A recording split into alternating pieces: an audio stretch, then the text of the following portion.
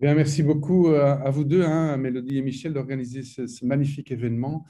Donc, Rudy s'excuse, hein, son commissaire l'a sifflé. Malheureusement, il est avec les urgences du moment. Enfin, Rudy est un homme extraordinaire parce qu'il est le seul Belge finalement à avoir été chef de cabinet dans un cabinet wallon, dans un cabinet bruxellois, dans un cabinet ministériel flamand également au fédéral.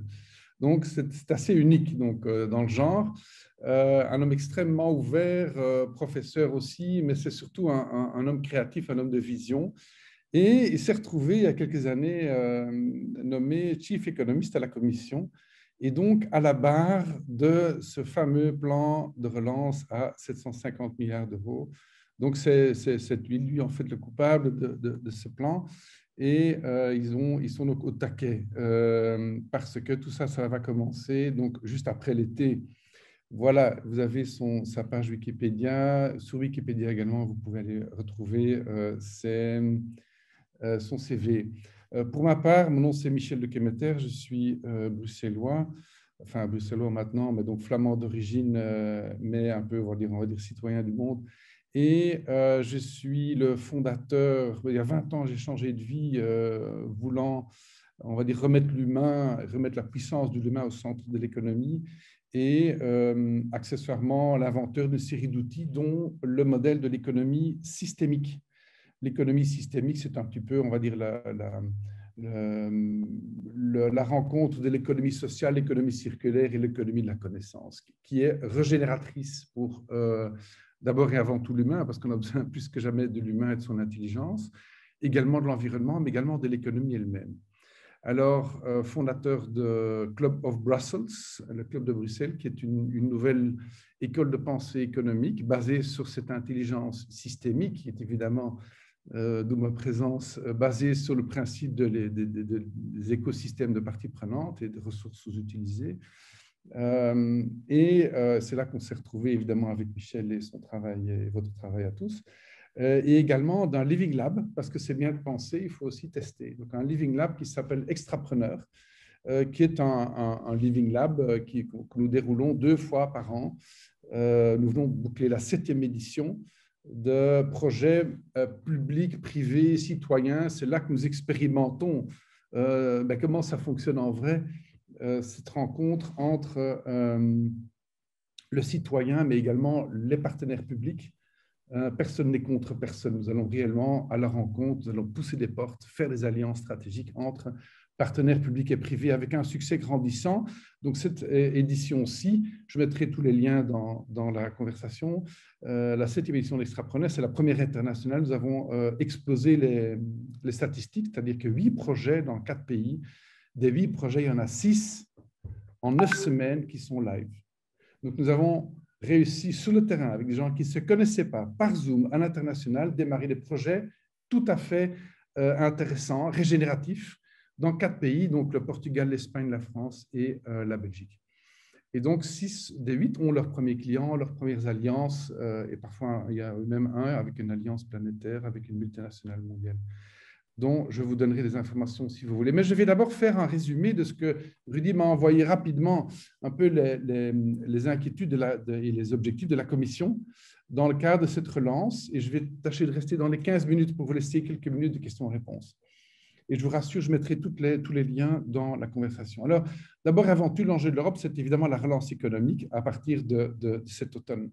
Hein, sachant qu'entre parenthèses, c'est mon commentaire, la vraie gueule de bois sera en automne, après l'été. On va revenir de vacances, ça va être OK. Bon, les faillites vont commencer. La recherche de sens est sur toutes les lèvres. Plus que 50% de la population est dans le rouge au niveau psychologique. Ça, c'est mon commentaire, ce n'est pas celui de la Commission. Alors, ce qui est intéressant, c'est que dit l'Europe s'est construite sur base de crise. Donc, la naissance de l'Europe a été construite après la guerre, qui était une crise, une très grande crise mondiale. Ensuite, la 1992, c'est une crise institutionnelle, c'est de l'or. Hein. Ensuite, l'euro a été construit sur la crise que dans le monde, tout le monde utilisait son veto, et donc ça a été aussi suite à une crise. Et cette quatrième crise, la crise Corona, rend possible, et c'est ça qu'il dit qui est le plus important, c'est que rend possible ce qui n'était pas possible avant, hein, comme toutes les autres crises. Donc, tout à coup, il y a des cliquets qui sautent, qui permettent de faire des choses qui n'étaient pas possibles. Alors, ils ont fait un programme donc, gigantesque de 750 milliards d'euros qui est financé par des obligations de tous les États membres. Donc, c'était également impossible avant. Donc, et ce plan de relance a été construit sur trois principes fondamentaux qui est d'abord et avant tout la transition écologique, avec tout ce qui va avec, hein, énergétique, etc. Et donc, sachant que l'écologie n'est pas l'ennemi de l'économie, bien au contraire, et ça a été aujourd'hui prouvé par les chiffres. Le deuxième axe, c'est la digitalisation, dès qu'il n'y a pas encore aujourd'hui de base pour une vraie digitalisation. Il y a encore 42 d'analphabètes digitaux. Je n'en revenais pas de ces chiffres d'ailleurs. Il me dit qu'il y a 8% des Européens qui n'ont encore jamais surfé. 8%, ça me paraît énorme, mais soit.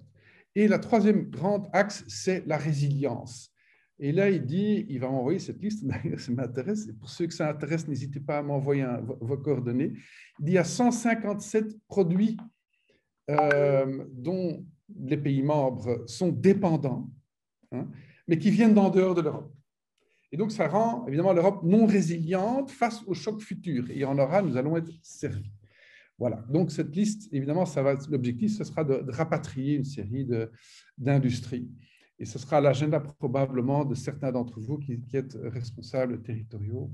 Voilà. Et donc, ce plan global, avec tout compris, donc c'est 1,9 trilliard, donc c'est en tout et pour tout 12% du GDP d'Europe, donc du produit du PIB européen. C'est l'équivalent de 8 fois le plan Marshall post-Deuxième Guerre mondiale. Et tout ça va être dépensé avant 2023, donc jusqu'à 2023, en 2 ans de temps. Donc ça, c'est en gros les grandes lignes de ce plan, j'allais dire plan de guerre, ce n'est pas du tout un plan de guerre, c'est un plan de paix sociale, évidemment. Alors, lui conclut là-dessus, et c'est là où nous sommes rencontrés avec le Club of Brussels, avec Rudy, sur un papier d'ailleurs dont je vous donnerai le lien. C'est la grosse question est évidemment comment créer des multiplicateurs, des leviers. Voilà, je vous mets le lien dans la conversation de l'article que j'ai écrit avec une trentaine d'experts sous les bons offices de Rudy. C'est comment créer de l'effet de levier sur cet argent parachute qui va tomber sur un terreau, parfois fertile, parfois non fertile. Et dans l'article, nous avons 18 clés dont je vais vous en donner 8 ou 9 aujourd'hui pour rendre ce terreau fertile, pour créer cet effet multiplicateur attendu, pour que ce ne soit pas simplement de l'argent parachute bête et méchant qui viendra remplir certains agendas politiques. Et d'ailleurs, on le voit dans certains plans, notamment le plan belge, qui sont des choses que le politique aurait déjà dû faire il y a 10 ans. Donc, ça n'est pas très intéressant. Donc, la question, c'est comment créer un bras de levier multiplicateur. Alors, d'abord, alors pourquoi la systémique et pourquoi les écosystèmes? Pour ça, ce genre de journée est extrêmement précieux. La systémique, c'est ça, c'est d'étudier le système, étudier l'écosystème, les parties prenantes, les liens, les ressources utilisées dans l'écosystème, comme dans la nature. Où sont les ressources? Il y aura des réservoirs de ressources partout. Comment les mettre en lien et comment les valoriser? Alors, pourquoi elle fait peur, la systémique? Parce que elle est incomprise. C'est la complexité, c'est gérer la complexité. Nos cerveaux ont difficile avec ça. Nous ne sommes pas entraînés à ça. Et donc, je vais vous donner dans le désordre maintenant, et ça, ce sont les résultats de nos travaux, qui sont une étude de la systémique au niveau théorique, et donc de la potentialité émergente, des feedback loops, mais également une étude terrain, une étude empirique de ce qui fonctionne sur le terrain au niveau entrepreneurial et où sont les blocages. Là, on fait des découvertes tout à fait intéressantes. Malheureusement, je n'aurai pas le temps de vous en faire part, mais n'hésitez pas à nous contacter pour ça. Alors, la première clé, c'est d'abord de comprendre et d'anticiper le futur. Ces risques et ces vagues en tout genre, ce n'est pas que des vagues de Covid, ce sont des vagues de démographie vieillissante, des vagues de talents qui manqueraient pour ce si gigantesque chantier historique, notamment le chantier de rénovation du bâti. Hein, il va falloir décupler la vitesse de rénovation du bâti. Avec qui, on ne sait pas. C'est d'anticiper ça avec une posture une posture opportuniste entrepreneuriale, en fait. Voilà. J'ai arrêté ces bips.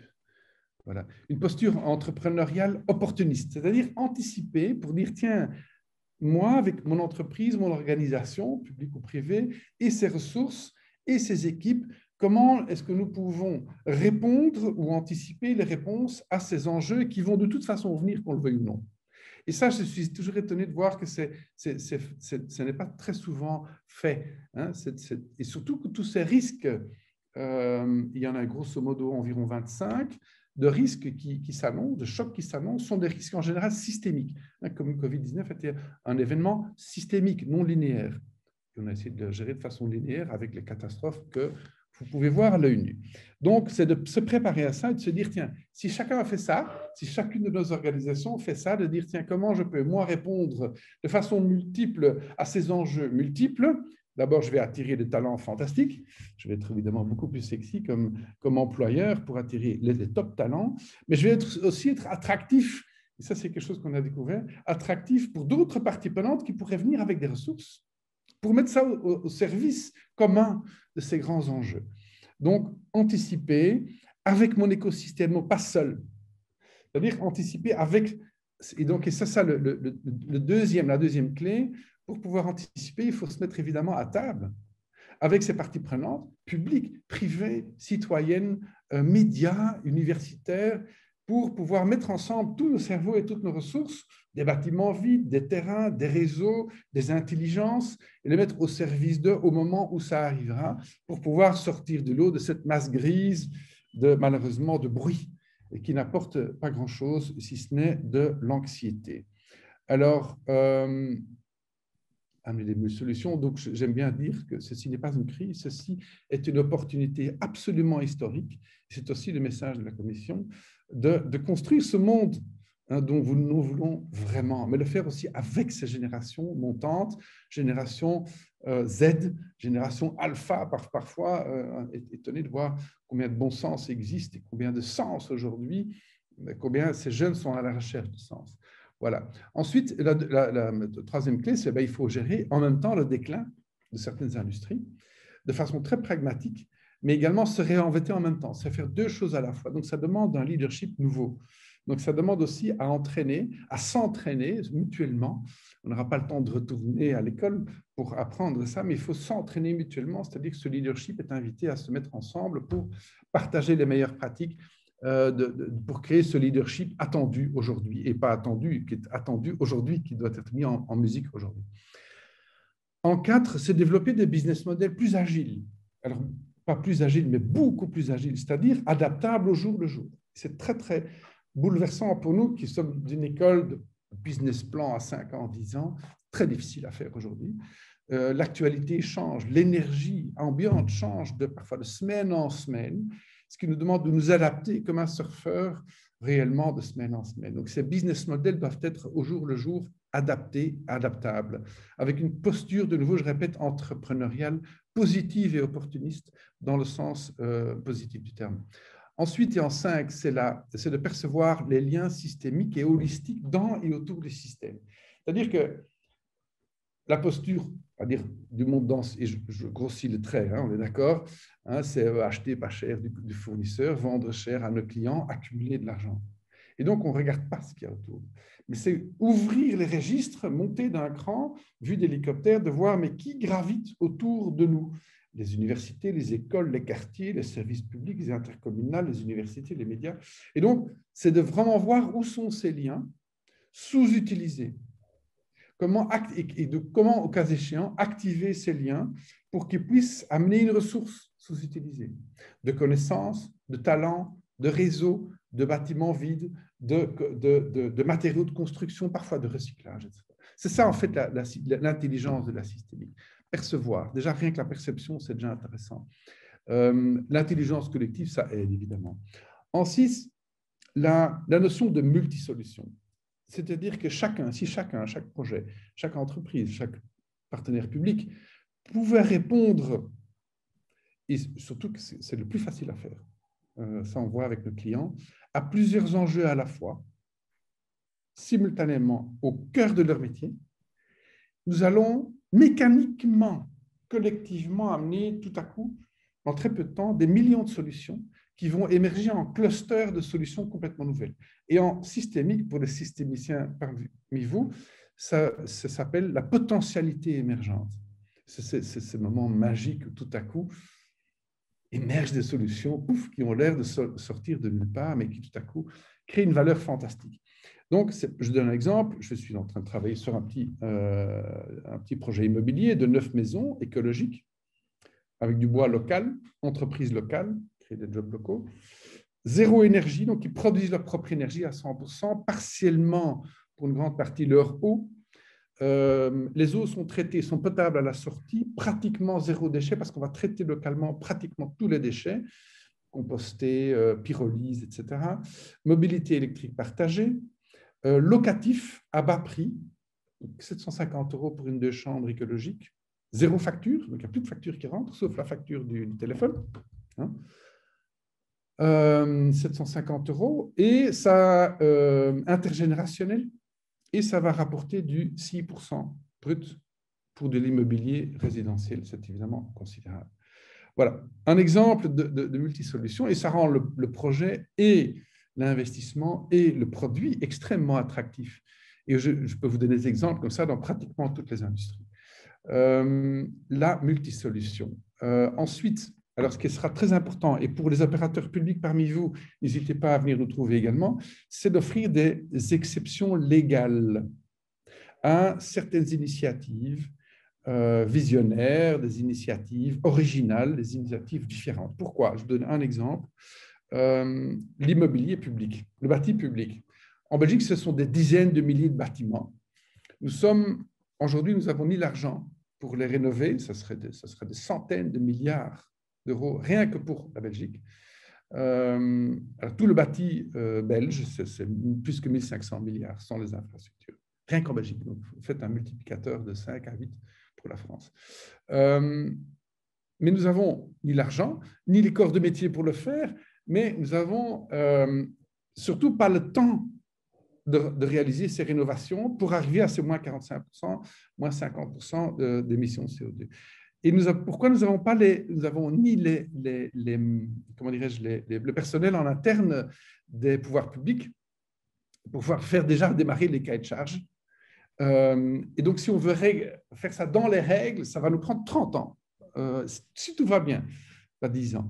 Donc, il faudrait trouver des façons différentes, par exemple, de mettre à disposition des bâtis publics gratuitement, avec cession même de droits amphithéotiques de bâtis publics sur appel d'offres, citoyens, publics, privés, de dire qu'est-ce que vous proposez de faire dans tel bâtiment public qui crée de la valeur pour tout le quartier. Et vous allez voir les miracles qui vont rentrer. Et donc, ça serait de proposer des alternatives légales pour accélérer cette mutation.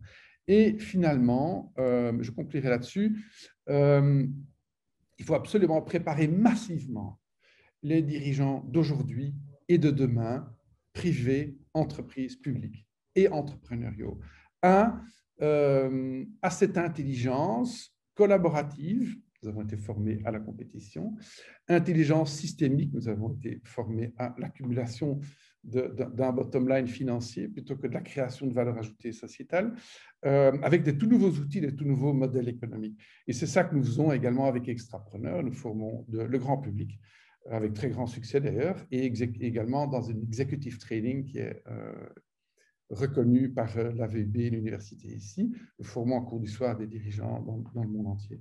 Voilà